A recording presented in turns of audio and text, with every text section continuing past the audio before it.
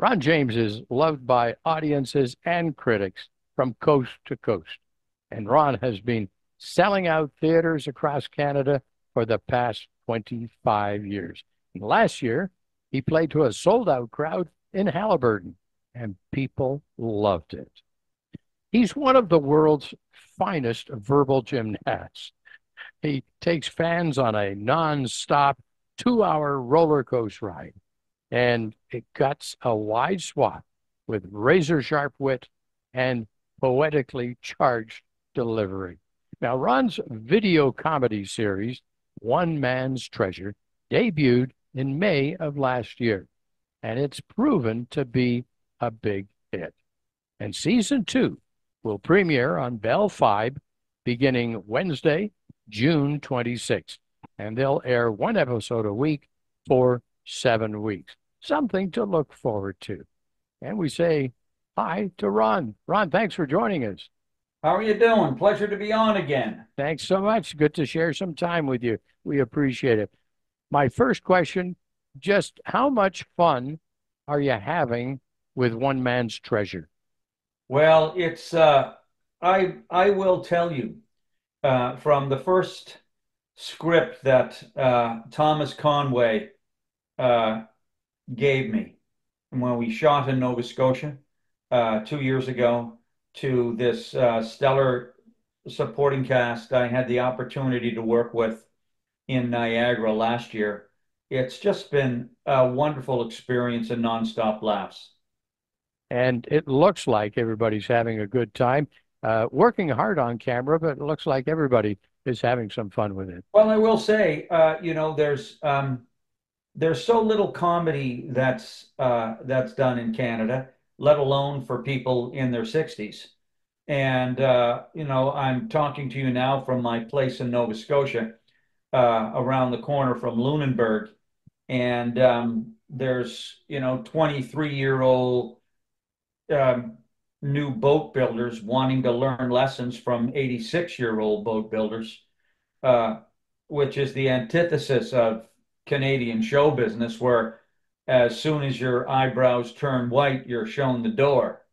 So just to be on television and doing what all of us have been doing for the past 40 years, I mean, the characters we had on, I mean, Pat McKenna, the only Canadian actor to win a Gemini for comedy and drama in the same night years ago for Traders in the Red Green Show, the irrepressible Catherine Greenwood, who's a phenomenal comedic actress and dramatic actress, both Second City people, and Aurora Brown and her husband, Chris Siddiqui, Second City people, and Tony Napo, one of the best character actors in Canada. And all these people show up and deliver 110%. They've got their game face on. And when everybody is playing on all cylinders, it's just so satisfying when the words that have been placed on the page, uh, through blood, sweat, and tears, I'm telling you, it's not easy writing funny, uh, elevate themselves. Yeah. It it's absolutely one of the more rewarding experiences you can have. Well, it And certainly comes through. thank you. And to hear you say that it's funny and that it was the number one show on Five. Unfortunately, it just runs from Newfoundland to Manitoba. Anybody west of there can't see it. So fingers crossed we'll get bumped up to a network. That's great. Well, something to look forward to there. And having watched the press promo for the new season, Yes, sir. it's just full of everything we love about Ron James.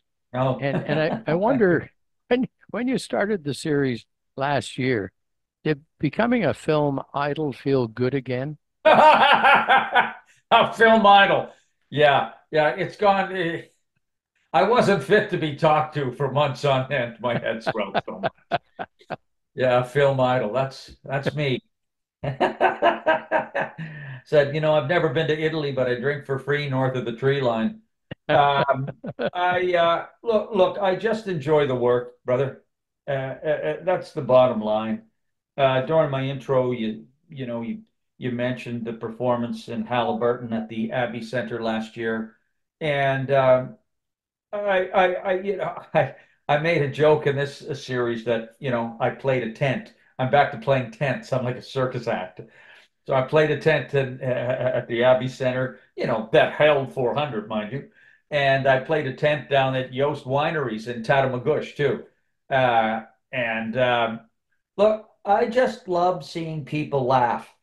And I love hearing laughter for my profession.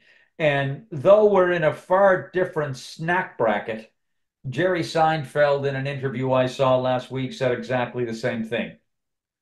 I'll never know what it's like to make 55 million bucks a year. He's got that show called um, Coffee and Cars with Comedians, right?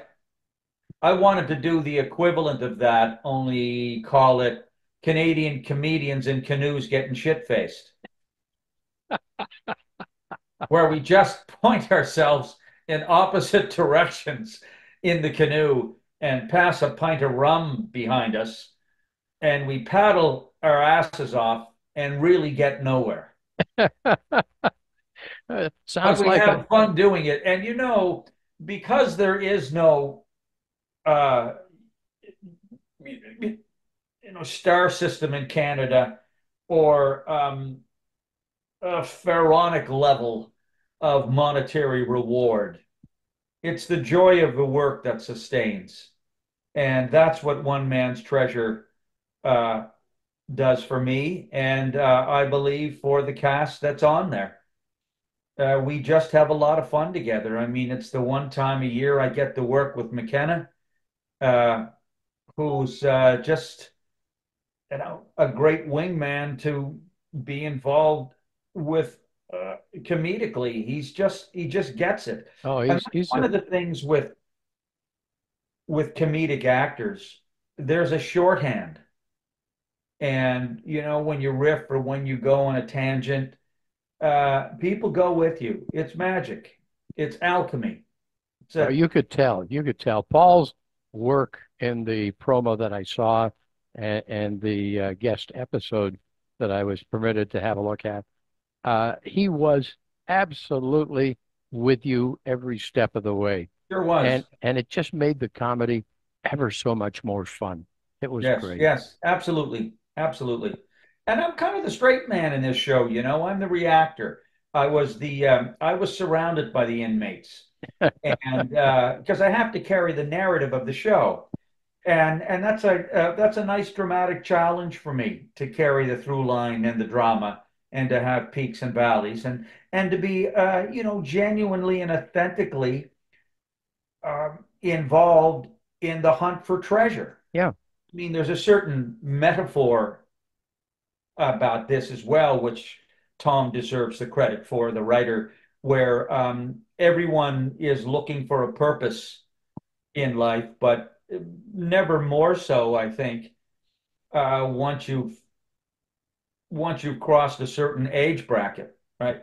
Where everybody seems to hit this existential crisis.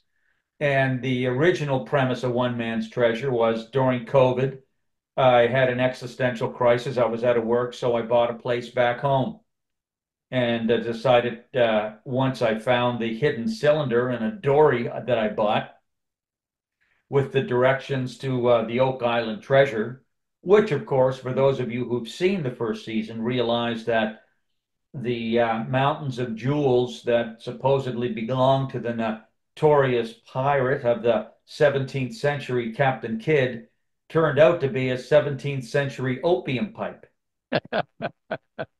A pretty And ugly so looking this pipe year, too.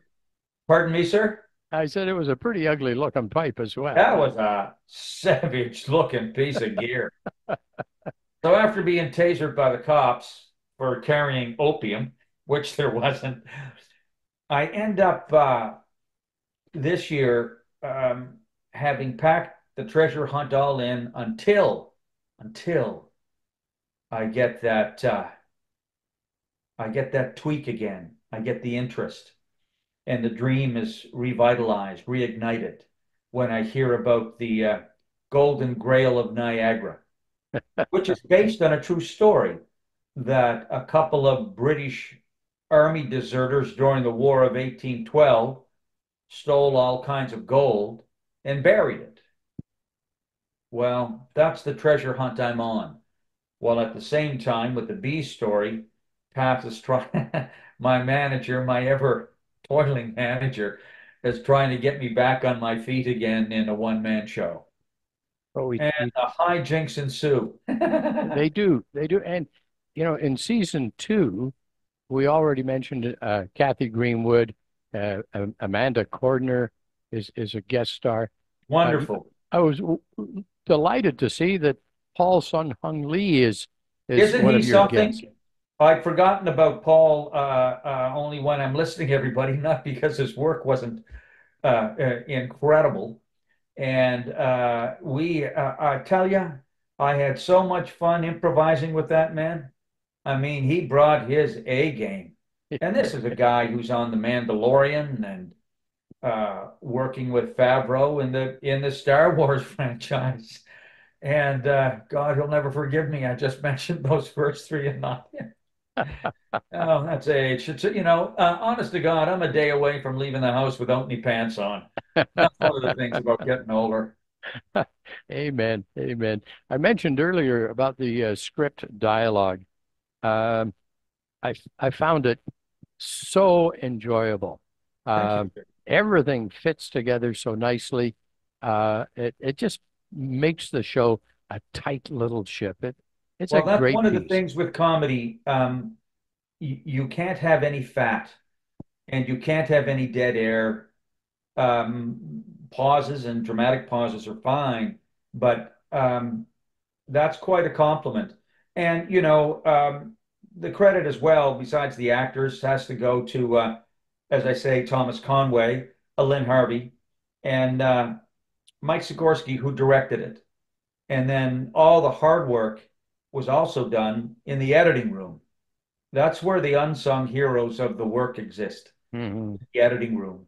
And he's got a great system in his home in Toronto. And I'm always flabbergasted by the intelligence it takes to function in front of one of those machines. So everybody contributes, and uh, everybody is dedicated to taking the ship in the same direction and making the best possible product. Yeah. Great, great stuff. And Thank you. how does this series fit in with your incredible schedule of one-man shows? Oh, well, I'll tell you, I shoot this series in the fall. And for the most part, I take the summer off. That's when I write, or I'm promising to anyway, in between painting my place and putting the garden in and getting it ready down here in Nova Scotia. But I tour in the winter season, and we do chunks of the country. My producer for my live shows, Terry McRae, who's on the prairies right now. I can't believe it. He's still out there. I We tour extensively in those shoulder seasons, and I shoot this series in the fall. But we've got a huge tour coming up in the fall with 20 dates in Ontario. Wow. Yeah, and that's kind of nice for me too, because I don't have to fly anywhere. I can drive home after some gigs. But Ontario's always been the most profitable province for me, and they come out strong. Yeah. But Yeah. I think this is going to be my penultimate run. You know, we'll wrap this tour up probably in the late spring of 25, maybe fall 25, fall 25 probably. And then we'll do one more. The road gets old, and I'll just parachute in for gigs from time to time. Yeah. Yeah. I think so. I've had some close calls on these widow-making strips of asphalt covered in death-fine snow across the hairy West. And right, it's great to make a living, but right, you don't want to end up as one of those ubiquitous white crosses on the No. shoulder of the road, coyotes will happily hop the highway to take a squirt on. Absolutely true. Absolutely So, true. so it's been, but it's been so rewarding. Uh, Honestly, Mike, I mean, coming back from Los Angeles in '93 and being in such debt, 46 grand US debt, chasing the sitcom dream and another lifetime ago, and deciding to get into stand up here and getting my first check in '95, working the clubs for 5 years, and then blazing trail across the tip of frozen Superior by myself in in the winter of when was that? And I think I was still in the clubs in those days, in the winter of '98, '97, '99, I guess. And then still did the clubs, and then ending up working with Shantaro Productions. Uh, I wouldn't have traded it for anything. I mean, sure, it was demanding, pulling a living from the big wide open, driving through blizzards a Yeti wouldn't wander. But stepping into that stage, stepping on the stage and hearing an audience applaud with anticipation, and they've made the same effort, right, to leave their Yep. home and come Yep. see you in those inclement conditions. And I never, ever, ever took a gig for granted, ever. All you have to do is suffer the endless sun-punished days in paradise, waiting for the phone to ring with an Yep. audition from your agent in LA, wondering when your life is finally going to start. I couldn't handle that anymore, and I wanted to make sense of uh, the world on my own terms. And thankfully, um, other projects have come as a result of that. I mean, Yeah. Thomas Conway built this character around me, and he had been in my writing room and uh, as a writing assistant, and I didn't know what he'd been up to. Uh, then just after COVID, he reached out to uh, the producer, Lynn Harvey, who had produced the Ron James Show and all my specials but one, and said, let's try to get this going. Yeah. Yeah. And I had just done a 5 show with a very talented comedian by the name of Nathan McIntosh, who works out of New York City but happens to be from Fairview, Halifax actually. And he'd written a little show, and the producer for 5 was down there and saw that. And so when Thomas and Lynn pitched me, Paul Gardner, the producer, knew what I was about, and away we went. And we've been #1 on 5 ever since. So Amazing it's a stuff. nice feeling, Yeah. it really is. And but make no mistake, whether it's uh, a series of 10-minute episodes or a half hour or an hour, everybody works hard. It's always a 12-hour day. Well, I'm going to tell you one thing, and it's going to sound kind of sappy, but I'm going to tell you it anyway. When you appear in front of a crowd and the crowd is roaring with laughter, Yes, sir. what you are also getting, and maybe you probably feel this, with that laughter comes a whole lot of love.